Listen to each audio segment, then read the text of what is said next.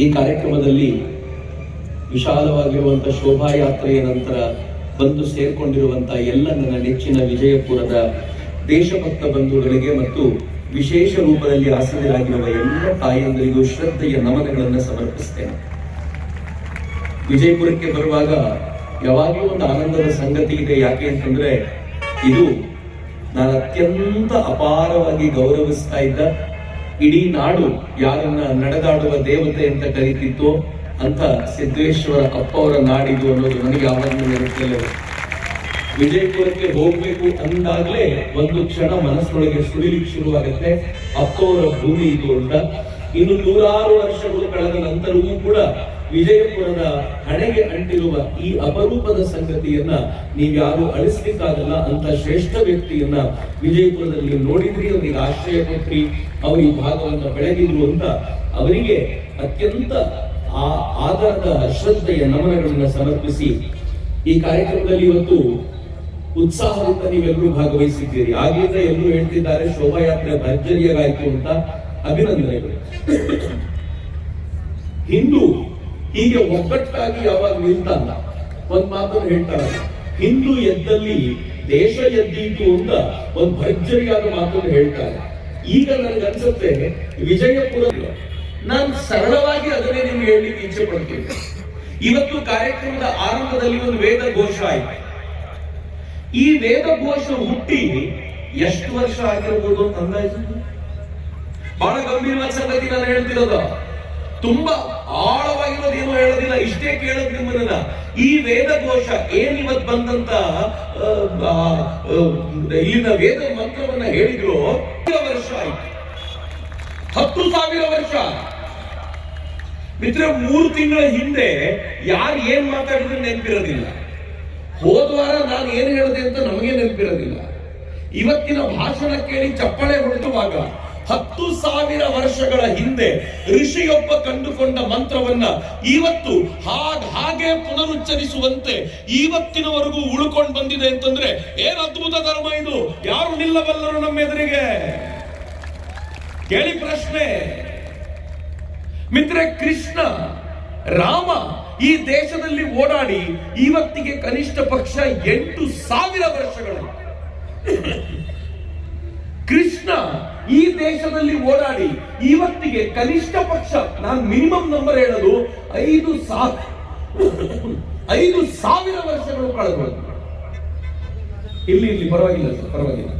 ಯಾಕೆ ನಾನು ಈ ವಿಚಾರವನ್ನು ನಿಮ್ಮ ಜೊತೆ ಹಂಚ್ಕೊಳ್ತಿದ್ದೀನಿ ಅಂತಂದ್ರೆ, ನಮ್ಮ ಬಗ್ಗೆ ಮಾತನಾಡುವಂತ ಎಲ್ಲರಿಗೂ ಕೂಡ ನೀವು ಒಮ್ಮೆ ಪ್ರಶ್ನೆ ಮಾಡಿ ನೋಡಿ, ಕ್ರಿಶ್ಚಿಯಾನಿಟಿ ಹುಟ್ಟಿ 2,000 ವರ್ಷ ಆಯ್ತು. ರಾಮ ಹುಟ್ಟಿ 5,000, ಕೃಷ್ಣ ಹುಟ್ಟಿ 8,000, ಈ ವೇದ ಮಂತ್ರ ಹುಟ್ಟಿ 10,000, ಕ್ರಿಶ್ಚಿಯಾನಿಟಿ ಹುಟ್ಟಿ 2,000 ವರ್ಷ, ಇಸ್ಲಾಂ ಹುಟ್ಟಿ 1,400 ವರ್ಷ. ಅದಕ್ಕಿಂತ ಹಿಂದೆ ಇಸ್ಲಾಂ ಇರಲಿಲ್ಲ. ಭೂಮಿಯ ಮೇಲೆ ರಾಮ ಓಡಾಡ್ತಿದ್ದಾಗ ಇಸ್ಲಾಂ ಇರಲಿಲ್ಲ, ಕೃಷ್ಣ ಓಡಾಡ್ತಿದ್ದಾಗ ಇಸ್ಲಾಂ ಇರಲಿಲ್ಲ, ವೇದ ಮಂತ್ರಗಳ ಚರ್ಚೆ ನಡೀತಿದ್ದಾಗ ಇಸ್ಲಾಂ ಇರಲಿಲ್ಲ. ಇವತ್ತು ಮಾತನಾಡುವಾಗ ಅವರು ಹಿಂದೂ ಧರ್ಮಕ್ಕೆ ತುಲನಾತ್ಮಕವಾಗಿ ಮಾತನಾಡುವಾಗ ನಂಗೆ ನಗು ಬರುತ್ತೆ. 10,000 ವರ್ಷಗಳ ನಮ್ಮ ಇತಿಹಾಸದಲ್ಲಿ 1,500 ವರ್ಷದ ಮುಂಚೆ ಹುಟ್ಟಿದ, 2,000 ವರ್ಷದ ಮುಂಚೆ ಹುಟ್ಟಿದ ಜನ ನಮ್ಮನ್ನ ಅಳೆಯುವ ಪ್ರಯತ್ನ ಮಾಡಿದಾಗ ನಂಗೆ ನಗು ಬರುತ್ತೆ. ಏನ್ ಮಾತಾಡ್ತೀರಪ್ಪ ನೀವು? ಮಿತ್ರ, ಬರೀ ಮುಂಚೆ ಹುಟ್ಟಿದ ಗ್ರೇಟ್ ಅಲ್ಲ, ಹಿರಿಯರೆಲ್ಲರೂ ಗ್ರೇಟ್ ಅಂತ ನಾನೇನ್ ಮಾತಾಡೋದಿಲ್ಲ. ಆದರೆ ಮುಂಚೆ ಹುಟ್ಟಿದ ನಂತರವೂ ಕೂಡ ಇವತ್ತಿನವರೆಗೂ ಆ ಪರಂಪರೆಯನ್ನು ಉಳಿಸಿಕೊಂಡು ಬರುವ ಸಾಮರ್ಥ್ಯ ಜಗತ್ತಿನ ಯಾವುದಾದ್ರೂ ಧರ್ಮಕ್ಕಿದ್ರೆ ಅದು ನನ್ನ ಧರ್ಮಕ್ಕೆ ಮಾತ್ರ, ಇನ್ಯಾರಿಗೂ ಇಲ್ಲ ರೀ. 8,000 ವರ್ಷಗಳ ಹಿಂದೆ ರಾಮ ಇದ್ದ. ಇವತ್ತಿಗೂ ನಮ್ಮ ಮನೇಲಿ ನಮ್ಮ ಮಕ್ಕಳಿಗೆ ರಾಮ ಅಂತ ಹೆಸರಿಡ್ತೀವಿ, ಸೀತಾರಾಮ ಅಂತ ಕರಿತೀವಿ, ಜಾನಕಿ ರಾಮ ಅಂತ ಕರಿತೀವಿ. ರಾಮನಿಗೆ ಇನ್ನೊಬ್ಬ ತಮ್ಮ ಹುಟ್ಟಿದ್ರೆ ಲಕ್ಷ್ಮಣ ಅಂತಾನೆ. ಅವನ ಜೊತೆಗೆ ಇನ್ನೊಬ್ಬ ಮಗ ಏನಾದ್ರೂ ಗಂಡು ಮಗ ಆಗ್ಬಿಟ್ರೆ ಅವನ್ ಭರತನೇ ಆಗಬೇಕು. ರಾಮನಿಗೆ ಏನಾದ್ರೂ ಅವಳಿ ಜವಳಿ ಹುಟ್ಟಿದ್ರೆ 100% ಲವಕುಶರೇ. ಇಡೀ ರಾಮಾಯಣದ ಕಥೆ ನಮ್ಮ ಮನೆಯಲ್ಲಿ ಮಕ್ಕಳಿಗೆ ಹೆಸರಾಗಿ ಬಂದಿದೆ. ಯಾವತ್ತಿಂದ? 8,000 ವರ್ಷಗಳಿಂದ. ಹೆಂಗ್ರಿ ಸಾಧ್ಯ ಇದು? ಒಂದೊಂದು ಆಕ್ರಮಣಕ್ಕೆ ತಮ್ಮ ಮೂಲ ಸತ್ವವನ್ನೇ ಕಳೆದುಕೊಂಡ ಅನೇಕ ಮತಪಂಥಗಳು ಜಗತ್ತಿನಲ್ಲಿರುವಾಗ ಇಷ್ಟೂ ಜನರ ಆಕ್ರಮಣವನ್ನು ತಡೆದುಕೊಂಡು ಇವತ್ತಿನವರೆಗೂ ತನ್ನ ಮೂಲ ಸ್ವರೂಪವನ್ನು ಉಳಿಸಿಕೊಂಡಂತ ಶ್ರೇಷ್ಠ ಧರ್ಮದ ಇಂದಿನ ಪ್ರತಿನಿಧಿ ನಾನು ಎನ್ನುವಂತ ಹೆಮ್ಮೆ ನನ್ನದು. ಹಿಂಗಾಗಿ ನಾನು ಹಿಂದೂ ಅಂತ ನೀವೇನಾದ್ರೂ ಸುಮ್ಮನೆ ಹೇಳ್ಬೋದೇನೋ, ನನಗೆ ನಾನು ಹಿಂದೂ ಅಂತ ಹೇಳಬೇಕಾದಾಗ ಎದೆ ತಟ್ಕೊಳ್ಳದೆ ಹೇಳಕ್ ಆಗದೇ ಇಲ್ಲ. ಯಾಕೆಂದ್ರೆ ಆ ಪರಂಪರೆವನಲ್ಲ. ಯಾವ ಪರಂಪರೆ ನಂದು? ವಿಶ್ವಾಮಿತ್ರರ ಪರಂಪರೆ. ಯಾವ ಪರಂಪರೆ ನಂದು? ರಮಾನಂದರ ಪರಂಪರೆ. ಯಾವ ಪರಂಪರೆ ನಂದು? ಸಂತ ಕಬೀರರ ಪರಂಪರೆ. ಯಾವ ಪರಂಪರೆ ನಂದು? ಇಲ್ಲಿ ಈ ನೆಲದ ಮೇಲೆ ಓಡಾಡಿದ ಶರಣರ ಪರಂಪರೆ. ನಾನು ಯಾಕ್ರಿ ತಲೆ ತಗ್ಗಿಸಿ ನಿಲ್ಬೇಕು? ಜಗತ್ತಿನ ಮುಂದೆ ಎದೆ ಎತ್ತಿ ನಿಂತು ಹೇಳ್ತೀನಿ, ನಾನು ಹಿಂದೂ. ಇದೇ ಅಧಿಕಾರವಾಣಿಯಿಂದ 30 ವರ್ಷದ ಒಬ್ಬ ತರುಣ ಅಮೆರಿಕದ ವೇದಿಕೆಯ ಮೇಲೆ ದೊಡ್ಡ ಪ್ರಮಾಣದ ಭಾಷಣಕಾರರು ಎದುರುಗಡೆ 7,000 ಜನ ನಿಂತಿದ್ರು. ಆ ಜನರ ಮುಂದೆ ನಿಂತ್ಕೊಂಡು ಏನ್ ಹೇಳಿದ ಗೊತ್ತಾ? ನಾನು ಸ್ವಾಮಿ ವಿವೇಕಾನಂದರ ಬಗ್ಗೆ ಮಾತನಾಡ್ತಿದ್ದೀನಿ. 30ನೇ ವರ್ಷಕ್ಕೆ ಅಮೆರಿಕದ ವೇದಿಕೆ ಮೇಲೆ ನಿಂತ್ಕೊಂಡು ಏನ್ ಹೇಳಿದ್ರು ಗೊತ್ತಾ? ನಿಮ್ಮ ನಾಡಿನಿಂದ ನಿಮ್ಮದ್ದೇ ಜನರನ್ನ ನೀವು ಓಡಿಸಿದ್ರಲ್ಲ, ಜಗತ್ನಲ್ಲಿ ಯಾರು ಆಶ್ರಯ ಕೊಡ್ಲಿಲ್ಲ ಅವರಿಗೆ, ಅಂತವರಿಗೂ ಆಶ್ರಯ ಕೊಟ್ಟಂತ ಜಗತ್ತಿನ ಶ್ರೇಷ್ಠ ನಾಡಿನಿಂದ ಶ್ರೇಷ್ಠ ಧರ್ಮದಿಂದ ನಾನು ಬಂದಿದ್ದೀನಿ ಅಂತ ವಿವೇಕಾನಂದರು ಹೇಳಿದ್ರಲ್ಲ, ಇದೇ ಅಭಿಮಾನ ಅವರಿಗಿತ್ತು. ಹಿಂದೂ ಸುಮ್ಮನೆ ಅಲ್ಲ ರೀ. ನನ್ ತುಂಬಾ ಜನ ಕೇಳ್ತಾರೆ, ಒಕ್ಕಲಿಗ ಅಂದ್ರೆ ಯಾರು ಅಂತ ಗೊತ್ತು, ಲಿಂಗಾಯತ ಅಂದ್ರೆ ಯಾರು ಅಂತ ಗೊತ್ತು, ಈಗ ಇವರೆಲ್ಲ ಸೇರ್ಕೊಂಡು ಹುಳಿ ಹಿಂಡಿದ ಮೇಲೆ ವೀರಶೈವ ಅಂದ್ರೆ ಪ್ರತ್ಯೇಕ ಅಂತ ಗೊತ್ತಾಗಿದೆ. ನನಗೆ ಕುರುಬ ಅಂದ್ರೆ ಯಾರು ಅಂತ ಗೊತ್ತು, ಈ ಹಿಂದೂ ಅಂದ್ರೆ ಯಾರು ಅಂತ. ಒಂದು ಒಳ್ಳೆ ಶ್ಲೋಕ ಹೇಳ್ತಾರೆ, ಸರಿಯಾಗಿ ಕೇಳಿಸ್ಕೊಳ್ಳಿ, ಬಹಳ ಚೆನ್ನಾಗಿದೆ ಶ್ಲೋಕ. ಏನ್ ಗೊತ್ತಾ? ಬಹಳ ಸಿಂಪಲ್. ಓಂಕಾರ ಮೂಲ ಮಂತ್ರಾಢ್ಯ ಪುನರ್ಜನ್ಮ ದೃಢಾಶಯ ಗೋಭಕ್ತ ಭಾರತ ಗುರು ಹಿಂದೂ ಹಿಂಸನ ದೂಷಕ. ಯಾರು ಓಂಕಾರ ಮಂತ್ರವನ್ನ ಜಪಿಸ್ತಾರೋ ಅವನು ಹಿಂದೂ. ಓಂ ನಮ ಶಿವಾಯ ಅಂತ ಯಾರು ಹೇಳ್ತಾರೋ, ನೀವು ಲಿಂಗಾಯತರೇ ಇರ್ರಿ, ವೀರಶೈವರೇ ಇರ್ರಿ, ನೀವು ಹಿಂದೂಗಳೇ. ಯಾರು ಓಂ ಅನ್ನೋದನ್ನು ಬಳಸ್ತಾರೋ ಅವ್ರು ಹಿಂದೂ ಧರ್ಮದ ಅವಿಭಾಜ್ಯ ಅಂಗ. ಹಿಂದೂ ಧರ್ಮ ಓಂಕಾರದಿಂದ ಆರಂಭವಾಗುತ್ತೆ, ಅದನ್ನು ಹಿರಿಯರು ಹೇಳಿದ್ರು. ಎರಡನೇದೇನ್ ಗೊತ್ತಾ? ಪುನರ್ಜನ್ಮ ದೃಢಾಶಯ. ನೆನ್ಪಿಟ್ಕೊಳ್ಳಿ, ಹಿಂದೂ ಯಾರು ಅನ್ನೋ ಪ್ರಶ್ನೆ ಬಂದಾಗ ನೀನು ಪುನರ್ಜನ್ಮದ ಮೇಲೆ ನಂಬಿಕೆ ಇದೆಯಾ ಅಂತ ಕೇಳಿ, ಯಾರಿಗಿಲ್ಲ ರೀ. ಯಾರಾದ್ರೂ ದುಡ್ಡಿದ್ದವನ್ ದಿಮಾಕಿಂದ ಮೆರಿತಾ ಇದ್ರೆ ಇವನು ಮಕ್ಕಳಿಗಿಂದ ದೇವರು ಬುದ್ಧಿ ಕಲಿಸ್ತಾರೆ ಇವನಿಗೆ ಅಂತ ಅಂತಾರೆ.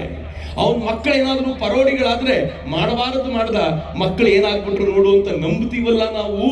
ಈ ನಂಬಿಕೆ ಹಿಂದೂ ಧರ್ಮ ಕೊಟ್ಟಿದ್ದು. ಮೂರನೇದು ಹೇಳಿದ್ರು ಗೋಭಕ್ತ. ಯಾರು ಗೋವಿನ ಭಕ್ತನೋ ಅವನು ಹಿಂದೂ. ನಾಲ್ಕನೇದು ಹೇಳಿದ್ರು ಭಾರತವನ್ನ ಗುರು ಅಂತ ಯಾರು ಭಾವಿಸ್ತಾರೋ ಅವರು ಹಿಂದೂ. ಐದನೇದು ಹೇಳಿದ್ರು ಯಾರು ಹಿಂಸೆಯನ್ನ ದೂಷಿಸ್ತಾನೋ ಅವನು ಹಿಂದೂ ಅಂತ. ಹಿಂದುವಿಗೆ ಏನ್ ಸುಂದರವಾಗಿರುವ ವ್ಯಾಖ್ಯಾನ ಕೊಟ್ರು. ನಾವೆಲ್ಲರೂ ಈ ವ್ಯಾಖ್ಯಾನದ ಅಡಿಯಲ್ಲಿ ಬರೋರು. ನಾನು ಮನೆಯಲ್ಲಿ ಜಾತಿಯಿಂದ ಲಿಂಗಾಯತ, ನಾನು ಮನೆಯಲ್ಲಿ ಜಾತಿಯಿಂದ ಕುರುಬ, ನಮ್ಮಲ್ಲೊಬ್ಬ ಬ್ರಾಹ್ಮಣ, ನಮ್ಮಲ್ಲೊಬ್ಬ ಗೌಡ, ನಮ್ಮಲ್ಲಿ ಒಬ್ಬೊಬ್ಬರು ಒಂದೊಂದು ಜಾತಿಯವರು ಇರಬಹುದು. ಆದರೆ ಮನೆಯಿಂದ ಹೊರಗೆ ಬಂದ ತಕ್ಷಣ ನೀನ್ ಯಾರು ಅಂತ ಕೇಳಿದ್ರೆ ನಾನು ಹಿಂದೂ ಅಂತ ಈ ಕಾರಣಕ್ಕೆ ಹೇಳುವಂತ ಸಮರ್ಥ ಜನಾಂಗ ಬೇಕಾಗಿದೆ ಮಿತ್ರರೇ. ಇವತ್ತಿನ ಈ ಜನಾಂಗ ಆರ್ಡಿನರಿ ಅಲ್ಲ. ನಾವು ಹೊಸದೇನೋ ನಿರ್ಮಾಣ ಮಾಡ್ಲಿಕ್ಕೆ ಹೊರಡಬೇಕಾಗಿದೆ. ಹೀಗೆ ಹೊರಡಬೇಕಾದಾಗ ತಲೆ ತಗ್ಗಿಸಿ ನಿಂತರೆ ಸಾಧ್ಯವಾಗೋದಿಲ್ಲ. ನಾನೊಂದು 3-4 ಸಂಗತಿಗಳಿಗೆ ನಿಮ್ ಜೊತೆ ಹಂಚ್ಕೊಳ್ತೀನಿ. ನಮ್ಮ ಜೊತೆ ಕಂಪೇರ್ ಮಾಡಬಲ್ಲಂತ ಜಗತ್ತಿನ ಯಾವ ಮತಪಂಥವೂ ಇಲ್ಲ. ನಾನು ಬಹಳ ಧೈರ್ಯದಿಂದ ಹೇಳ್ತಿದ್ದೀನಿ ಈ ಮಾತನ್ನ. ಹಿಂದೂ ಧರ್ಮದ ಜೊತೆಗೆ ಸಮಾನವಾಗಿ ತುಲನೆ ಮಾಡಬಲ್ಲಂತ ಇನ್ನೊಂದು ಮತ ಪಂಥವನ್ನ ತೋರಿಸಿ ಅಂದ್ರೆ ಯಾರೂ ಇಲ್ಲ ರೀ. ಯಾಕೆ ಅಂತ ಹೇಳ್ತೀನಿ ನಾನು. ನಾವು ಹಿಂದೂಗಳು ವಿಶ್ವವಿದ್ಯಾಲಯಗಳ ಮೇಲೆ ವಿಶ್ವವಿದ್ಯಾಲಯ ಕಟ್ಟಿದ್ವಿ. ನಲಂದ, ತಕ್ಷಶಿಲಾ, ವಿಕ್ರಮಶಿಲಾ, ಎಷ್ಟು ವಿಶ್ವವಿದ್ಯಾಲಯಗಳು. ಈ ವಿಶ್ವವಿದ್ಯಾಲಯಕ್ಕೆ ಜಗತ್ತಿನ 100 ದೇಶಗಳಿಂದ ಜನ ಅಧ್ಯಯನಕ್ಕೆ ಅಂತ ಬರ್ತಿದ್ರು ಅಂತ ಇತಿಹಾಸ ಹೇಳುತ್ತೆ. ಆದ್ರೆ ನಮ್ಮೆದುರಿಗೆ ಮಾತನಾಡುವ ಜನ ಏನ್ ಮಾಡಿದ್ರು ಗೊತ್ತಾ? ವಿಶ್ವವಿದ್ಯಾಲಯ ಕಟ್ಟೋ ಯೋಗ್ಯತೆ ಇರಲಿ, ಅದರಲ್ಲಿ ಓದುವ ಯೋಗ್ಯತೆ ಇರಲಿಲ್ಲ ಅವರಿಗೆ. ಉಲ್ಟಾ ನಾಶ ಮಾಡಿ ಹೋದ್ರು. ಭಕ್ತಿಯಾರ್ ಖಿಲ್ಜಿ ನಾವು ಕಟ್ಟಿದ ನಲಂದ ವಿಶ್ವವಿದ್ಯಾಲಯದ ಮೇಲೆ ಆಕ್ರಮಣ ಮಾಡಿ ಆ ನಲಂದ ವಿಶ್ವವಿದ್ಯಾಲಯದಲ್ಲಿ ಓದ್ತಾ ಇದ್ದವರನ್ನ ಹಿಡಿದು ಕೊಂದಾಕ್ದ. ಅಲ್ಲಿನ ಲೈಬ್ರರಿಗೆ ಬೆಂಕಿ ಹಚ್ಚಿದ. ಇತಿಹಾಸ ಕಥನಕಾರರು ಹೇಳ್ತಾರೆ 3 ತಿಂಗಳಿಗೂ ಹೆಚ್ಚು ಕಾಲ ಲೈಬ್ರರಿ ಧಗನೆ ಉರಿತಾ ಇತ್ತು. ಅಂತ ದೊಡ್ಡ ಲೈಬ್ರರಿಗೆ ಬೆಂಕಿ ಹಚ್ಚಿದ ಅಂತ. ನಾವು ವಿಶ್ವವಿದ್ಯಾಲಯ ಕಟ್ಟುವವರು, ಅದಕ್ಕೆ ಬೆಂಕಿ ಹಚ್ಚುವವರು ಇವರು ನಮಗೆ ಸಮಾನರ? ಇದು ಅವತ್ತಿನ ಕಥೆ ಅಂತ ಭಾವಿಸಬೇಡಿ. ಇವತ್ತಿಗೂ ಕೂಡ, ಇವತ್ತಿಗೆ ಇತ್ತೀಚೆಗೆ ಅಫ್ಘಾನಿಸ್ತಾನದ ವಿದೇಶಾಂಗ ಮಂತ್ರಿ ಒಂದು ಮಾತು ಹೇಳಿದ್ರು. ಅಫ್ಘಾನಿಸ್ತಾನದವರು ಯಾರಾದ್ರೂ ಈ ನಡುವೆ ಇದ್ರೆ, ಮುಸಲ್ಮಾನರು ಕೂತಿದ್ರೆ ಕೇಳಿಸ್ಕೊಳ್ಳಿ. ಅಫ್ಘಾನಿಸ್ತಾನದ ವಿದೇಶಾಂಗ ಮಂತ್ರಿ ಏನ್ ಹೇಳಿದ್ರು ಗೊತ್ತಾ? ನಾವು ಭಾರತವನ್ನ ಪ್ರೀತಿಸದೇ ಇರೋದು ಹೇಗೆ ಸಾಧ್ಯ? ಭಾರತೀಯರು ನಮಗೆ ಆಂಬ್ಯುಲೆನ್ಸ್ಗಳನ್ನು ಕೊಡ್ತಾರೆ, ಪಾಕಿಸ್ತಾನದವರು ಈ ಆಂಬ್ಯುಲೆನ್ಸ್ಗಳನ್ನ ನಾಶ ಮಾಡ್ತಾರೆ. ಅದಕ್ಕೆ ನಮಗೆ ಪಾಕಿಸ್ತಾನ ಕಂಡ್ರೆ ವಿರೋಧ, ಭಾರತವನ್ನ ಕಂಡ್ರೆ ಪ್ರೀತಿ ಅಂತ ಅಫ್ಘಾನಿಸ್ತಾನದ ತಾಲಿಬಾನಿಗಳು ಹೇಳೋದು. ನನ್ನ ಹಿಂದೂ ಧರ್ಮದ ಜೊತೆ ಕಂಪೇರ್ ಮಾಡ್ತೀರಾ ಇವರನ್ನ? ಮಿತ್ರ, ಹಿಂದೂ ಧರ್ಮ ಏನು ಕೊಡ್ತು ಜಗತ್ತಿಗೆ? ಉಪನಿಷತ್ತುಗಳನ್ನು ಕೊಡ್ತು. ಯಾವ ಉಪನಿಷತ್ತು? ಬ್ರಹ್ಮನನ್ನ ಅರಸೋದಕ್ಕೆ ಬೇಕಾಗಿರುವಂತ ಶ್ರೇಷ್ಠ ಮಾರ್ಗವನ್ನ ಹೇಳುವಂತ ಉಪನಿಷತ್ತು. ಜಗತ್ತಿನ ಶ್ರೇಷ್ಠ ಜ್ಞಾನಿಗಳೆಲ್ಲ ಭಾರತದ ಈ ಉಪನಿಷತ್ತಿಗೆ ನತಮಸ್ತಕರಾದರು. ಒಂದಾದ್ರೂ ಉಪನಿಷತ್ತಿನಲ್ಲಿ ಯಾರು ಶಿವನನ್ನ ಒಪ್ಪೋದಿಲ್ವೋ ಅವರನ್ನ ಕೊಂದು ಬಿಡಿ ಅಂತ ಹೇಳೋದನ್ನು ಕೇಳಿದ್ದೀರೇನು? ಯಾವುದಾದ್ರೂ ಒಂದು ಉಪನಿಷತ್ತಿನಲ್ಲಿ ಯಾರು ರಾಮನನ್ನ ಒಪ್ಪೋದಿಲ್ವೋ ಅವನನ್ನು ಕೊಂದು ಬಿಡಿ ಅಂತ ಹೇಳೋದನ್ನು ಕೇಳಿದ್ದೀರೇನು? ಮಿತ್ರೆ, ಜಗತ್ತಿಗೆ ಶ್ರೇಷ್ಠ ಸಂದೇಶವನ್ನ ಕೊಟ್ಟವರು ನಾವು. ಆದ್ರೆ ಇನ್ನೂ ಕೆಲವು ಮತಗಳಿವೆ. ಯಾರು ನನ್ನ ದೇವರನ್ನ ಒಪ್ಪೋದಿಲ್ವೋ ಅವರ ತಲೆಯನ್ನ ಕಡೀರಿ ಅಂತ ಹೇಳುವಂತ ಅನೇಕ ಮತಗ್ರಂಥಗಳು ಜಗತ್ತಿನ ಅನೇಕ ಕಡೆ ಹುಟ್ಟಿವೆ. ಆದ್ರೆ ಹಿಂದೂ ಧರ್ಮ ಒಂದೇ, ಎಲ್ಲರನ್ನೂ ಸಮಾನವಾಗಿ ಕಾಣುವಂತ ಧರ್ಮ. ಈ ಧರ್ಮದ ಬಗ್ಗೆ ಹೆಮ್ಮೆ ಬೇಡವೇನು ಮಿತ್ರರೇ? ಮಿತ್ರ, ನನ್ನ ಧರ್ಮ ಎಂತದ್ದು ಅಂತಂದ್ರೆ, ಅಕ್ಕ ಬಹಳ ಚೆನ್ನಾಗಿ ಹೇಳಿದ್ರು, ಸ್ತ್ರೀಯರನ್ನ ದೇವರು ಅಂತ ಕಾಣುವ ಧರ್ಮ. ಹೇಗೆ? ಭೂಮಿ ನಮ್ಮನ್ನ ಹೊರತಾನೆ ಅನ್ಲಿಲ್ಲ ನಾವು. ನಮಗೆ ಅತ್ಯಂತ ಪ್ರೀತಿ, ನಮ್ಮನ್ನ ಕಾಪಾಡುವಂತವಳಾದ್ರಿಂದ ಅವಳಿಗೆ ಪ್ರತಿದಿನ ನಮಸ್ಕಾರ ಮಾಡಿ ಅಮ್ಮ ಅಂತ ಕರಿತೀವಿ. ನದಿಯ ನೀರು ನಮಗೆ ಜೀವವನ್ನ ಕೊಡುತ್ತೆ, ಅವಳನ್ನ ತಾಯಿ ಅಂತ ಕರೆದ್ವಿ. ಗೋವು ನಮಗೆ ಹಾಲನ್ನು ಕೊಟ್ಟು ಕಾಪಾಡ್ತಾಳೆ, ಹೀಗಾಗಿ ಗೋವನ್ನ ತಾಯಿ ಅಂತ ಕರೆದು ಪೂಜಿಸಿದ್ವಿ. ಯಾವುದರಿಂದ ಉಪಕಾರ ಪಡಿತೀವೋ ಅದರಲ್ಲೆಲ್ಲ ಮಾತೃ ಸ್ವರೂಪವನ್ನ ಕಂಡಂತ ಶ್ರೇಷ್ಠ ಜನಾಂಗರಿ ನಮ್ದು. ಆದ್ರೆ ನಮ್ ಜೊತೆ ಕಂಪೇರ್ ಮಾಡುವಂತವ್ರು ಯಾರು? ಮಿತ್ರ, ಅಲ್ಲಾವುದ್ದೀನ್ ಖಿಲ್ಜಿ ಅಂತ ಒಬ್ಬ ಬಂದ. ಅಲ್ಲಾವುದ್ದೀನ್ ಖಿಲ್ಜಿ ಭಾರತಕ್ಕೆ ಬಂದು ಏನ್ ಮಾಡಿದ ಗೊತ್ತಾ? ಅವನು ಇಲ್ಲಿನ ರಾಜರುಗಳನ್ನ ಧ್ವಂಸ ಮಾಡ್ತಾ ಹೋದ. ರಾಣಿ ಪದ್ಮಿನಿಯ ಮೇಲೆ ಮನಸ್ಸಾಯ್ತು ಅವನಿಗೆ. ರಾಣಿ ಪದ್ಮಿನಿಯನ್ನ ಪಡ್ಕೋಬೇಕು ಅಂತ ಪದ್ಮಿನಿಯ ಗಂಡ ರಾಜ ಭೀಮಸಂಗನ ಜೊತೆಗೆ ಹೋರಾಟ ಮಾಡ್ಲಿಕ್ಕೆ ಅಂತ ನಿಂತ. ಮೊದಲನೇ ಯುದ್ಧದಲ್ಲಿ ಅವನಿಗೆ ಸಾಕಷ್ಟು ಪೆಟ್ಟಾಯ್ತು. ಹೀಗಾಗಿ ಅವನು ಸಂಧಾನಕ್ಕೆ ಅಂತ ಹೋದ. ಸಂಧಾನ ಏನ್ ಮಾಡ್ಕೊಂಡ ಗೊತ್ತಾ? ನಿನ್ ಹೆಂಡತಿ ಮುಖ ಒಂದ್ಸಲ ತೋರಿಸು ಅಂತ. ಛೀ! ಪರಸ್ತ್ರೀ ಆಗಿರುವಂತ ರಾಣಿ ಪದ್ಮಿನಿಯ ಮುಖವನ್ನ ನೋಡಬೇಕು ಅಂತ ಅಲ್ಲಾವುದ್ದೀನ್ ಖಿಲ್ಜಿ ಕೇಳೋದು. ಹೇಗೋ ಕನ್ನಡಿಗಳಲ್ಲಿ ಅವಳು ಮುಖ ನೋಡಿದ ಮೇಲೆ ನಿದ್ದೆ ಬರಲಿಲ್ಲ ಇವನಿಗೆ. ಹೇಗಾದ್ರೂ ಮಾಡಿ ಇವಳನ್ನ ನನ್ನ ಪತ್ನಿಯನ್ನಾಗಿಸಿಕೊಳ್ಳಬೇಕು ಅಂತ ಪ್ರಯತ್ನ ಪಟ್ಟ. ರಾಣಿ ಪದ್ಮಿನಿಯನ್ನ ರಾಜ ಕೊಟ್ಟಿದ್ರೆ ಯುದ್ಧವೇ ಇರ್ತಿರ್ಲಿಲ್ಲ. ಆದ್ರೆ ರಾಜ ಹೇಳಿದ, ಈ ನಾಡಿನಲ್ಲಿ ಪ್ರತಿಯೊಬ್ಬ ಹೆಣ್ಣು ಮಕ್ಕಳ ಮಾನ ರಕ್ಷಣೆಗೋಸ್ಕರ ಪುರುಷರು ತಮ್ಮನ್ನು ತಾವು ಸಮರ್ಪಿಸಿಕೊಳ್ತಾರೆ, ನಾವೆಲ್ಲರೂ ಕಾದಾಡ್ತೀವಿ ಹೊರತು ನಿನ್ನ ಮಾನಕ್ಕೆ ಭಂಗ ಬರ್ಲಿಕ್ಕೆ ಬಿಡೋದಿಲ್ಲ ಅಂತ ಇಡೀ ರಾಜ್ಯದ ಜನ ಒಂದಾದ್ರು. ಅಲ್ಲಾವುದ್ದೀನ್ ಖಿಲ್ಜಿ ಜೊತೆಗೆ ಹೋರಾಟಕ್ಕೆ ನಿಂತರು. ಮೋಸ ಮಾಡಿ ಮತ್ತೊಮ್ಮೆ ಸಂಧಾನ ಮಾಡ್ತೀನಿ ಅಂತ ಕರ್ಕೊಂಡು ಬಂದು ಅಲ್ಲಾವುದ್ದೀನ್ ಖಿಲ್ಜಿ ರಾಜನನ್ನ ಕೊಂದು ಬಿಟ್ಟ. ರಾಣಿ ಏನ್ ಮಾಡಿದ್ಲು ಗೊತ್ತಾ? ಈ ಪಾಪಿಗಳ ಕೈಗೆ ಸಿಗೋಕ್ಕಿಂತ ಪ್ರಾಣವನ್ನ ಅರ್ಪಣೆ ಮಾಡೋದು ಒಳ್ಳೆಯದು ಅಂತ ದೊಡ್ಡ ಚಿತೆಯನ್ನ ನಿರ್ಮಾಣ ಮಾಡಿ ತನ್ನ ಜೊತೆಯಲ್ಲಿರುವಂತ ಎಲ್ಲ ಹೆಣ್ಣು ಮಕ್ಕಳಿಗೆ ಹೇಳಿದ್ರು, ನಾನಂತೂ ಚಿತೆಗೆ ಆಹುತಿ ಆಗ್ತೀನಿ, ಈ ಪಾಪಿಗಳಿಗೆ ನನ್ನ ಭಸ್ಮವೂ ಸಿಗದಂತೆ ಮಾಡ್ತೀನಿ, ನೀವು ನನ್ನ ಜೊತೆ ಯಾರ್ಯಾರಿಗೆ ಅದೇ ಆಸೆ ಇದೆಯೋ ಬನ್ನಿ, ಇಲ್ಲದೇವರು ಉಳ್ಕೊಳ್ಬಹುದು ಅಂತ ಸಾವಿರ ಸಂಖ್ಯೆಯಲ್ಲಿ ಹೆಣ್ಣು ಮಕ್ಕಳು ಚಿತೆಗೆ ಅರ್ಪಣೆಯಾದ್ರು. ಮಿತ್ರರೇ, ಈ ಮತ ನಮ್ಮ ಜೊತೆ ಕಂಪೇರ್ ಮಾಡದ. ಇವತ್ತಿಲ್ಲಿ ತಾಯಂದ್ರು ಕೂತಿದ್ದೀರಲ್ಲ, ಹಿಂದುವಾಗಿರೋದಕ್ಕೆ ಹೆಮ್ಮೆ ಪಡಿ. ಯಾಕೆ ಅಂತಂದ್ರೆ ನಿಮ್ ಮುಖ ಯಾರು ಮುಚ್ಕೊಂಡಿಲ್ಲ ರೀ. ಈ ವಿಶಾಲವಾದ ಕಾರ್ಯಕ್ರಮಕ್ಕೆ ನೀವು ಬರಬೇಕು ಅಂತ ಯಾರು ಕರೆದಿಲ್ಲ, ನೀವು ಬರಬಾರ್ದು ಅಂತ ಯಾರು ಹೇಳಿಲ್ಲ. ನಾವೆಲ್ಲರೂ ಜೊತೆಯಲ್ಲಿ ಸೇರ್ಕೊಂಡು ಕೂತಿದ್ದೀವಿ. ಆದ್ರೆ ಒಂದು ಕಾಲ ಇತ್ತು ಈ ದೇಶದಲ್ಲಿ, ಉತ್ತರ ಕರ್ನಾಟಕದಲ್ಲಿ ಈಗಲೂ ಕೆಲವು ಹೆಣ್ಮಕ್ಳು ಮುಖ ಮುಚ್ಚಿಕೊಳ್ತಾರೆ ಸ್ವಲ್ಪ ಮಟ್ಟಿಗಾದ್ರು. ಯಾಕೆ ಗೊತ್ತಾ? ಎಲ್ಲೆಲ್ಲಿ ಈ ಆಕ್ರಮಣಕಾರಿ ಅಯೋಗ್ಯರು ಬಂದು ತಮ್ಮ ಆಳ್ವಿಕೆ ನಡೆಸಿದ್ರು ಅಲ್ಲೆಲ್ಲ ಅವರಿಗೆ ಮುಖ ತೋರಿಸಿದಂತೆ ಮುಚ್ಚಿಕೊಳ್ಳುವ ಸಂಪ್ರದಾಯ ಶುರುವಾಗ್ಬಿಡ್ತು. ಈ ದೇಶಕ್ಕೆ ಬಂದಂತ ಮಹಮ್ಮದ್ ಗೋರಿ, ಮಹಮ್ಮದ್ ಘಜನಿಯರು ಈ ದೇಶದಿಂದ ಎಷ್ಟು ಹೆಣ್ಣು ಮಕ್ಕಳನ್ನ ಅಪಹರಿಸಿಕೊಂಡು ಹೋದ್ರು ಗೊತ್ತಾ? ನಾನು ಇತಿಹಾಸದ ಪುಟಗಳನ್ನು ಓದುವಾಗ ಕಣ್ಣೀರಿಲ್ಲದೆ ಓದುವ ಪ್ರಮೇಯವೇ ಇಲ್ಲ.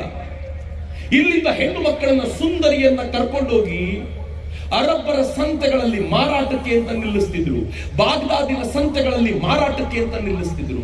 ಮೊದಲು ಹೆಣ್ಣು ಮಕ್ಕಳನ್ನ ಬಹಳ ದೊಡ್ಡ ಬೆಲೆ ಕೊಟ್ಟು ಕೊಂಡುಕೊಂಡ್ರು, ಆಮೇಲೆ ಸಂಖ್ಯೆ ಜಾಸ್ತಿ ಆದ ಕೊಂಡುಕೊಳ್ಳೋರು ಇಲ್ಲದೆ ಹೋದ್ರು. ಇತಿಹಾಸಕಾರರು ಏನ್ ಹೇಳ್ತಾರೆ ಗೊತ್ತಾ? ನಮ್ಮ ಹೆಣ್ಣು ಮಕ್ಕಳ ಮೈ ಮೇಲಿನ ಬಟ್ಟೆಯನ್ನ ಬಿಚ್ಚಿ ಸಾಲಾಗಿ ನಿಲ್ಲಿಸ್ತಿದ್ರು.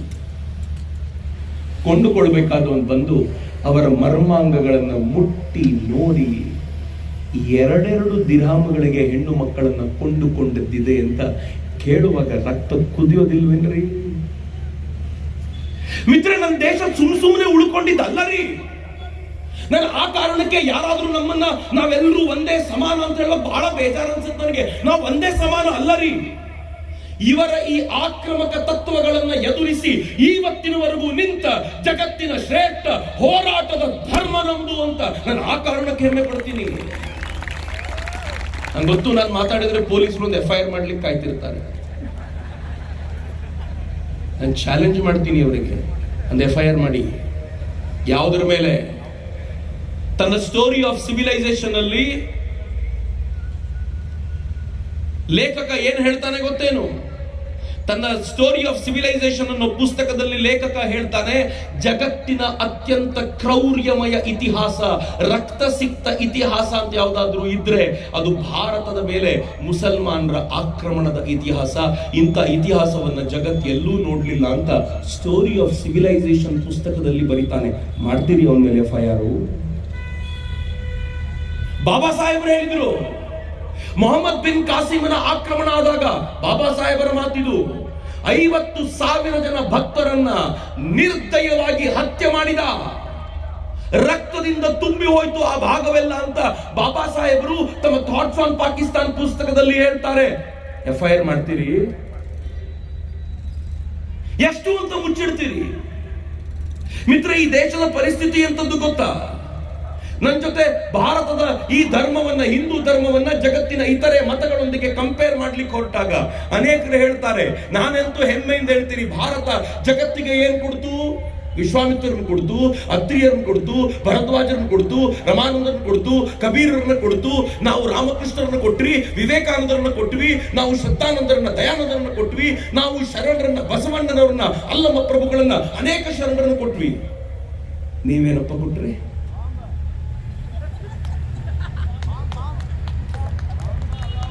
ಏನ್ ಕೊಟ್ರಿ? Mohammed bin Qasim, Mohammed Ghazni, Mohammed Ghori, Osama bin Laden, Afzal Khan, Afzal Guru, Afzal Khan ಬಿಜಾಪುರದವನೇ, ಇದನ್ನ ಕೊಟ್ಟಿದ್ದ? ನೀವೇನನ್ನು ಕೊಟ್ರಿ ಜಗತ್ತಿಗೆ? ನಾವು ಕೊಟ್ಟಿದ್ದನ್ನು ಲೆಕ್ಕ ಹಾಕಿ ಹೇಳ್ತೀನಿ. ನೀವೇನ್ ಕೊಟ್ರಿ? ನಾನು ಕೊಟ್ಟಿದ್ದನ್ನು ಲೆಕ್ಕ ಹಾಕಿ ಹೇಳಬಲ್ಲೆ.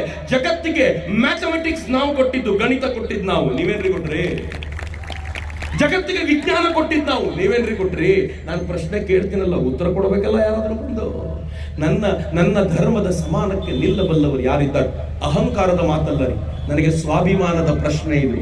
ನಾನು ಹಿಂದೂ ಅಂತ ಹೇಳ್ಕೊಳ್ಳುವಾಗ ಯಾರದೋ ಮರ್ಜಿಗೆ ಬಿದ್ದು ಹೇಳ್ತಿಲ್ಲ. ನಾನು ಹೇಳ್ಕೊಳ್ಳುವಾಗ ನನ್ನ ಹಿಂದೆ ಯಾರೋ ಇರಬೇಕು ಅಂತ ಹೇಳ್ತಿಲ್ಲ.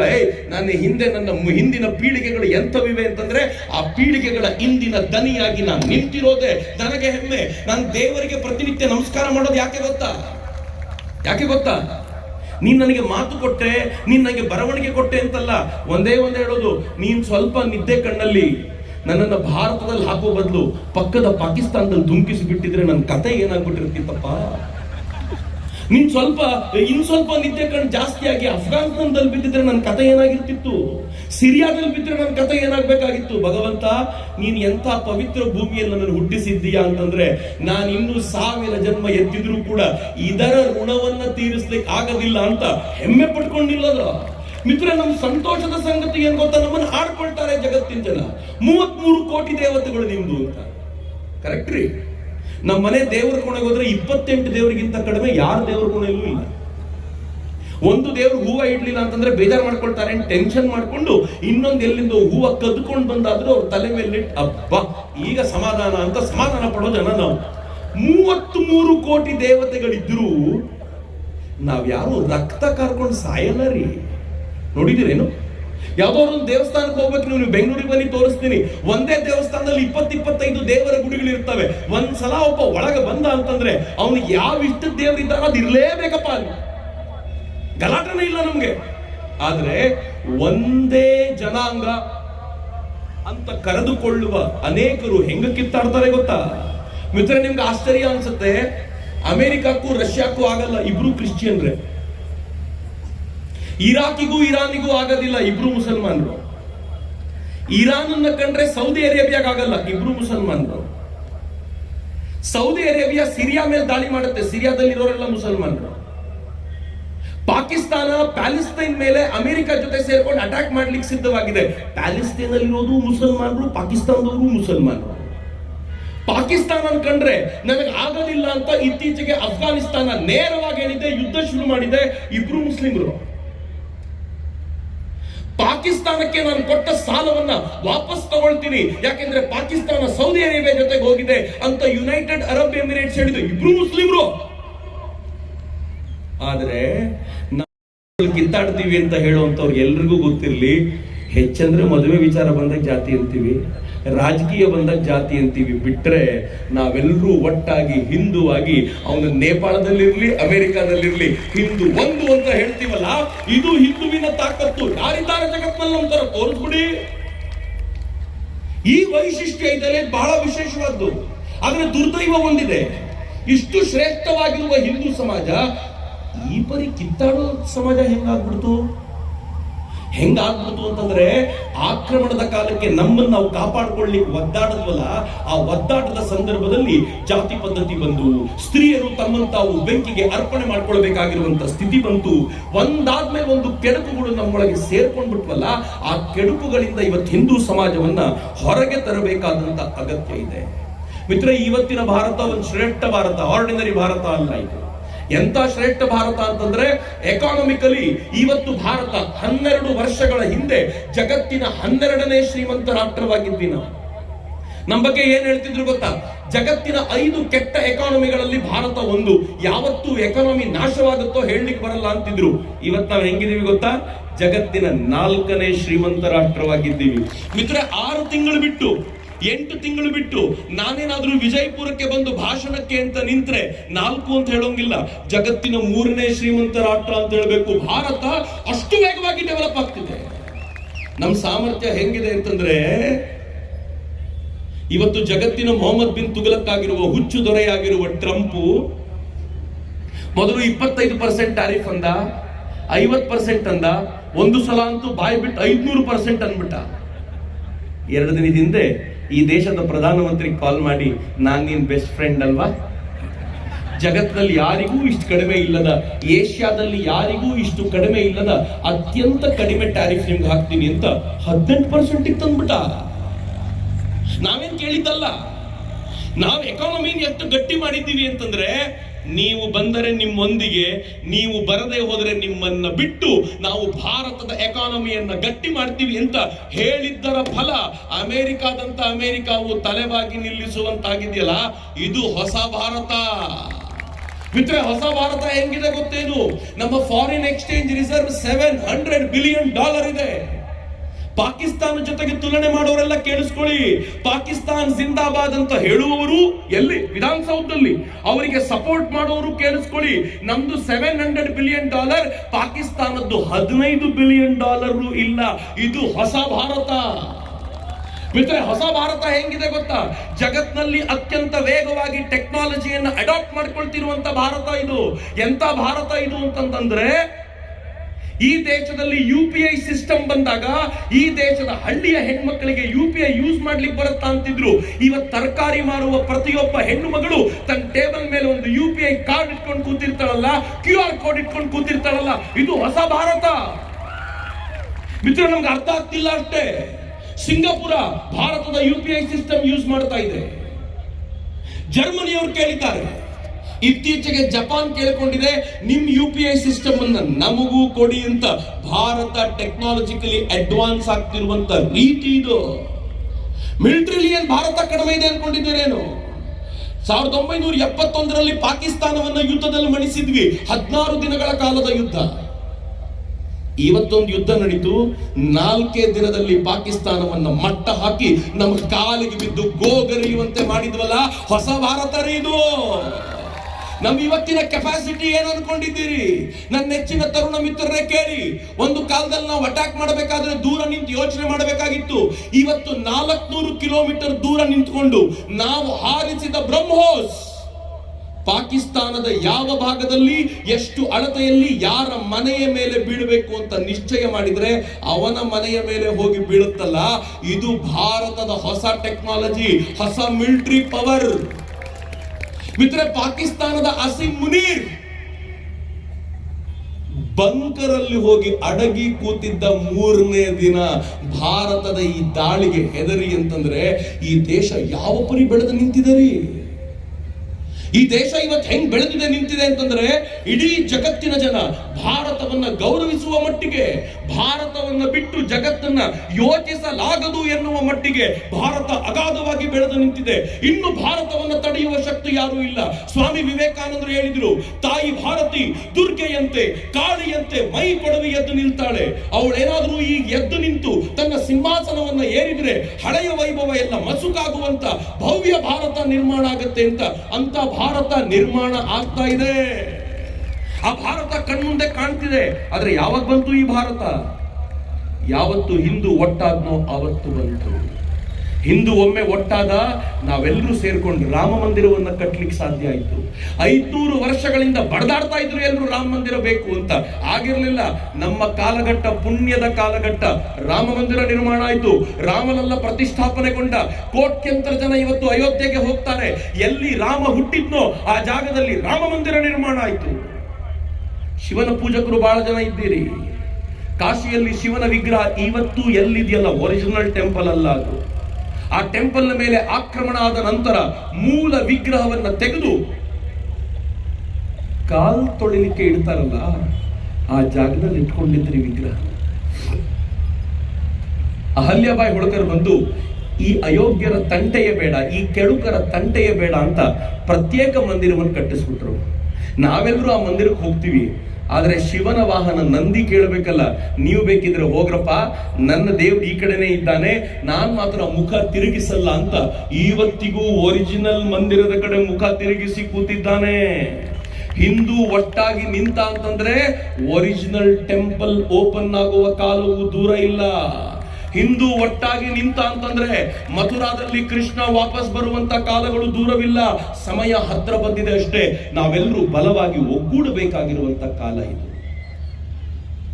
ನಾವು ಎಲ್ಲಿವರೆಗೂ ನಮ್ಮ ನಡುವೆ ಜಾತಿಗಳ ಹೆಸರಲ್ಲಿ ಡಿವೈಡ್ ಆಗಿರ್ತೀವೋ, ಎಲ್ಲಿವರೆಗೂ ಉತ್ತರ ಕರ್ನಾಟಕ ದಕ್ಷಿಣ ಕರ್ನಾಟಕ ಅಂತ ಕಿತ್ತಾಡ್ತಿರ್ತೀವೋ, ಎಲ್ಲಿವರೆಗೂ ಉತ್ತರ ಭಾರತ ದಕ್ಷಿಣ ಭಾರತ ಅಂತ ಕಿತ್ತಾಡ್ತಿರ್ತೀವೋ, ಎಲ್ಲಿವರೆಗೂ ನಮ್ಮ ನಡುವೆ ಈ ಜಗಳವನ್ನು ಉಳಿಸ್ಕೊಂಡಿರ್ತೀವೋ, ಅಲ್ಲಿವರೆಗೂ ಈ ಭಾರತವನ್ನ ನಾವು ಒಟ್ಟಾಗಿ ಕಟ್ಟಲಿಕ್ಕೆ ಸಾಧ್ಯವಾಗೋದಿಲ್ಲ ಮಿತ್ರರೇ.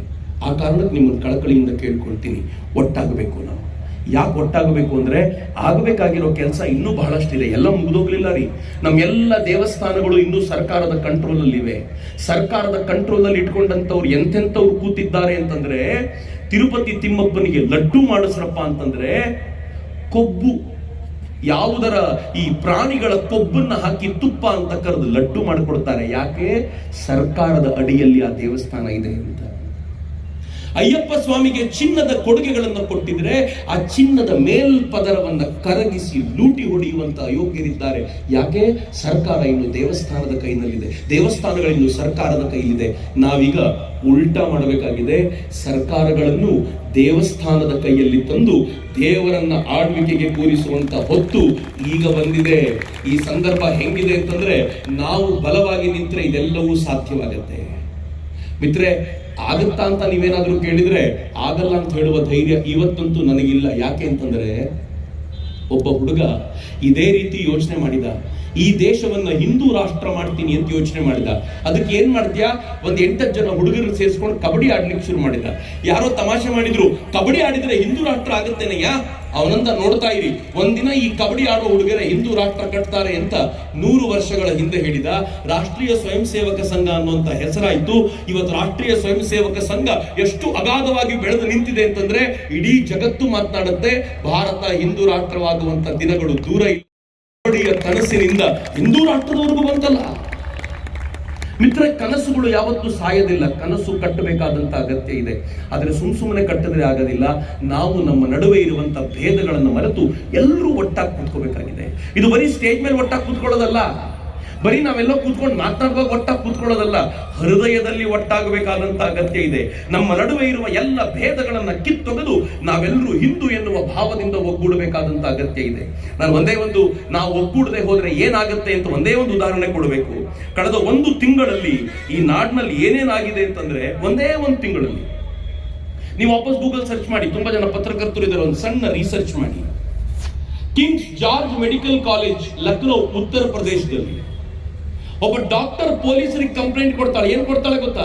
ನನ್ನ ಜೂನಿಯರ್ ಡಾಕ್ಟರು, ಒಬ್ಬ ಮುಸ್ಲಿಂ ಹುಡುಗ, ಅವನು ನನ್ನನ್ನ ಪ್ರೀತಿಸ್ತೀನಿ ಅಂತ ಹೇಳಿ ನನ್ನ ಜೊತೆ ದೈಹಿಕ ಸಂಬಂಧವನ್ನು ಬೆಳೆಸಿಕೊಂಡ. ಆಮೇಲೆ ನಾನು ನಿನ್ನನ್ನು ಮದುವೆ ಆಗ್ಲಿಕ್ಕೆ ಆಗೋದಿಲ್ಲ, ನೀನು ಕನ್ವರ್ಟ್ ಆದ್ರೆ ಮಾತ್ರ ಆಗ್ತೀನಿ ಅಂತ ಕನ್ವರ್ಟ್ ಆಗ್ಲಿಕ್ಕೆ ಪ್ರೇರೇಪಣೆ ಕೊಟ್ಟ. ಅದಾದ್ಮೇಲೆ ಈಗ ಹೇಳ್ತಿದ್ದಾನೆ ಅವನು ಮದುವೆ ಆಗ್ಬಿಟ್ಟಿದೆ, ಅವನಿಗೆ ಅದಾಗ್ಲಿ ಅಂತ ಮದುವೆ ಆಗಿದೆ ಅಂತ ಹೇಳಿ ಅವಳು ಕಂಪ್ಲೇಂಟ್ ಕೊಟ್ಟ ಮೇಲೆ ಕಾಲೇಜ್ನವ್ರು ವಿಚಾರಣೆ ನಡೆಸೋದ ಮೇಲೆ ಗೊತ್ತಾಯ್ತು ಇವನು ಒಬ್ಬಳ ಜೊತೆ ಎಲ್ಲ ಹಿಂಗ್ ಮಾಡಿರೋದು. ಆ ಕಾಲೇಜಿನ 20 ಜನ ಹಿಂದೂ ಹೆಣ್ಣು ಮಕ್ಕಳನ್ನ ಹುಡುಕಿ ಟಾರ್ಗೆಟ್ ಮಾಡಿದ್ದಾನೆ ಅಂತ ಈ 1 ತಿಂಗಳ ಘಟನೆನಷ್ಟೇ ತೆಗಿತಿದ್ದೀನಿ ನಾನು. ಮಿರ್ಜಾಪುರ್ ಜಿಮ್ ಟ್ರೈನರ್ ಆಗಿದ್ದ ಒಬ್ಬ ಹುಡುಗ ಬರ್ತಾ ಇದ್ದ ಹಿಂದೂ ಹೆಣ್ಣು ಮಕ್ಕಳನ್ನ ಹುಡುಕಿ ಅವ್ರ ಜೊತೆ ತಾನು ಅಶ್ಲೀಲ ಭಂಗಿಯಲ್ಲಿ ಫೋಟೋಗಳನ್ನ ವಿಡಿಯೋಗಳನ್ನ ಮಾಡಿಕೊಂಡು ಅವರನ್ನ ಬ್ಲ್ಯಾಕ್ ಮೇಲ್ ಮಾಡಿ ತನಗೆ ಬೇಕಾದಂತೆ ಬಳಸ್ಕೊಳ್ತಾ ಇದ್ದ ಹಿಂದೂ ಹೆಣ್ಣು ಮಕ್ಕಳನ್ನ ವಿಶೇಷವಾಗಿ. ನಿನ್ನೆಯಿಂದ ಸುದ್ದಿ ವ್ಯಾಪಕವಾಗಿದೆ. ಉತ್ತರ ಪ್ರದೇಶದ ಬಸ್ತಿ ಅನ್ನುವಂತ ಜಾಗದಲ್ಲಿ ಹಿಂದೂ ಹೆಸರು ಹೇಳ್ಕೊಂಡಂತ ಒಬ್ಬ ಮುಸ್ಲಿಂ ತರುಣ ಹಿಂದೂ ಹೆಣ್ಣು ಮಕ್ಕಳನ್ನ ಮದುವೆ ಆಗ್ತೀನಿ ಅಂತ ಅವರಿಗೆ ಲೋಭ ಒಡ್ಡಿ ಅವ್ರ ಜೊತೆ ಅತ್ಯಂತ ಕೆಟ್ಟ ಚಿತ್ರಗಳನ್ನ ತೆಗೆಸಿಕೊಂಡು ವಿಡಿಯೋ ಮಾಡಿಕೊಂಡು ಆ ವಿಡಿಯೋಗಳಿಂದ ಬ್ಲ್ಯಾಕ್ ಮೇಲ್ ಮಾಡಿ ಯಾರ್ಯಾರು ಮತಾಂತರವಾಗ್ಲಿಕ್ಕೆ ಒಪ್ಪೋದಿಲ್ವೋ ಅವರನ್ನು ಹೆದರಿಸಿ ಬೇರೆ ರಾಜ್ಯದ ವೇಶ್ಯಾವಾಟಿಕೆಗಳ ರ್ಯಾಕೆಟ್ಗೆ ಮಾರಬಿಟ್ಟಿದ್ದಾನೆ ರೀ. 300 ಜನ. ನಿನ್ನೆ ಬರ್ತಿರೋ ಸುದ್ದಿ ಎಲ್ಲ ಪತ್ರಿಕೆಗಳು ಎಲ್ಲ ಮೀಡಿಯಾಗಳಲ್ಲಿ ಓಡಾಡ್ತಾ ಇದೆ. ಕಳೆದ 1 ತಿಂಗಳಲ್ಲಿ ಎಲ್ಲಿ ಎಡವಿದ್ವಿ ನಾವು? ಯಾಕೆ ನಮ್ಮ ಹೆಣ್ಮಕ್ಳು ಹಿಂಗಾಗೋದ್ರು?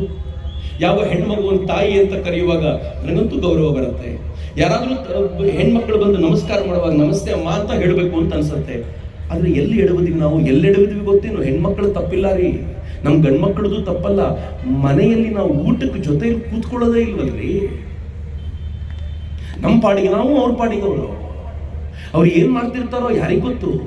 ಮೊಬೈಲ್ ಕೈಯಲ್ಲಿದೆ, ಯಾರ ಜೊತೆ ಚಾಟ್ ಮಾಡ್ತಿರ್ತಾರೋ ಯಾರಿಗ್ ಗೊತ್ತು? ಪರಿಣಾಮ ಏನ್ ಗೊತ್ತೇನು? ಅವ್ರ ಜೊತೆ ಈ ವಿಚಾರಗಳನ್ನ ಚರ್ಚೆ ಮಾಡಲ್ಲ. ಚರ್ಚೆ ಮಾಡ್ಬೇಕಾದ್ರೆ ಏನ್ ಅನ್ಕೋತೀವಿ ಗೊತ್ತಾ? ಮಕ್ಕಳಿನ್ನು ಚಿಕ್ಕವರು, ಇಂಥದ್ದೆಲ್ಲ ವಿಚಾರ ಚರ್ಚೆ ಮಾಡಬಾರ್ದು ಅಂತ ಕಾಲ ಹೋಯ್ತ್ರಿ. ನಮ್ಮ ಮನೆಗಳಲ್ಲಿ ಲವ್ ಜಿಹಾದ್ನ ಚರ್ಚೆ ಆಗಬೇಕು, ನಮ್ಮ ಮನೆಗಳಲ್ಲಿ ಮತಾಂತರದ ಚರ್ಚೆ ಆಗಬೇಕು, ನಮ್ಮ ಮನೆಗಳಲ್ಲಿ ಗೋಹತ್ಯೆ ಚರ್ಚೆ ಆಗಬೇಕು, ನಮ್ಮ ಮನೆಗಳಲ್ಲಿ ಬಾಂಗ್ಲಾದೇಶದಿಂದ ವಲಸೆ ಬಂದಿರುವಂತ ಲಕ್ಷಾಂತರ ಜನರ ಕುರಿತು ಚರ್ಚೆ ಆಗಬೇಕು, ನಮ್ಮ ಮನೆಗಳಲ್ಲಿ ವೀರ ಮರಾಠ ಶಿವಾಜಿಯ ಕುರಿತಂತೆ ಚರ್ಚೆ ಆಗಬೇಕು, ನಮ್ಮ ಮನೆಗಳಲ್ಲಿ ಶಿವಾಜಿಯ ಜೊತೆ ಹೋರಾಟ ಮಾಡಿದಂತ ಬಾಜಿ ಪ್ರಭು ದೇಶಪಾಂಡೆಯ ಚರ್ಚೆ ಆಗಬೇಕು, ನಮ್ಮ ಮನೆಗಳಲ್ಲಿ ಇಮ್ಮಡಿ ಪುಲಕೇಶಿಯ ಚರ್ಚೆ ಆಗಬೇಕು. ನಮ್ಮ ಮನೆಗಳಲ್ಲಿ ಯಾವತ್ತೂ ಈ ಚರ್ಚೆ ವ್ಯಾಪಕವಾಗಿ ನಡೆಯುತ್ತಲ್ವಾ? ಯಾವಾಗ ಹಿಂದೂ ಅಂದಾಗ ನನ್ನ ರಕ್ತ ಬೆಚ್ಚಗಾಗುತ್ತಲ್ಲ, ಅದೇ ರೀತಿ ನಮ್ಮ ಮನೆ ಮಕ್ಕಳ ರಕ್ತ ಕೂಡ ಬೆಚ್ಚಗಾಗಬೇಕು. ಹಂಗ್ ಮಾಡ್ಲಿಕ್ಕೆ ಸಿದ್ಧರಿದ್ದೀರೇನು? ಅದಕ್ಕೆ ಸಂಘ ಈ ವರ್ಷ ತೆಗೆದುಕೊಂಡಿರೋ ಮೊದಲ ಯೋಜನೆಯೇ ಕುಟುಂಬ ಪ್ರಬೋಧನ. ನಮ್ಮ ಮನೆಗಳನ್ನು ಉಳಿಸೋಣ ಮೊದಲು, ಸಮಾಜ ಆಮೇಲ್ರಿ. ಮೊದಲು ನಮ್ಮ ಮನೆಯನ್ನು ಗಟ್ಟಿಯಾಗಿ ಉಳಿಸ್ಕೊಳ್ಳಕ್ಕೆ ಕುಟುಂಬ ಪ್ರಬೋಧನ ಮಾಡೋಣ.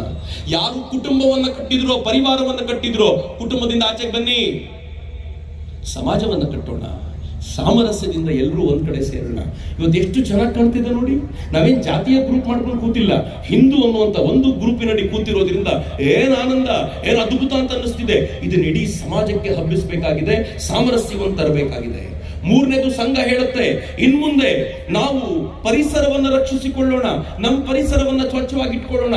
ನಾಲ್ಕನೇ ಸಂಘ ಹೇಳುತ್ತೆ ಸ್ವದೇಶಿ ವಸ್ತುಗಳನ್ನ ಬಳಸ್ತೀವಿ ಅಂತ ಸಂಕಲ್ಪ ಮಾಡಿ ಯಾವ ಅಮೆರಿಕ ಕೂಡ ನಮ್ಮ ತಲೆ ಮೇಲೆ ಕುತ್ಕೊಳ್ಳಿಕ್ಕಾಗಲ್ಲ. ಐದನೇ ಸಂಘ ಹೇಳುತ್ತೆ ನಾಗರಿಕ ಕರ್ತವ್ಯಗಳನ್ನ ಚೆನ್ನಾಗಿ ನಿಭಾಯಿಸ್ತೀವಿ ಅಂತ ಆಗ್ಬಿಟ್ರೆ ಈ ನಾಡನ್ನ ಕಾಪಾಡಿಕೊಳ್ಳೋದಕ್ಕೆ ಇನ್ಯಾರೂ ಬರಬೇಕಾಗಿಲ್ಲ ಅಂತ.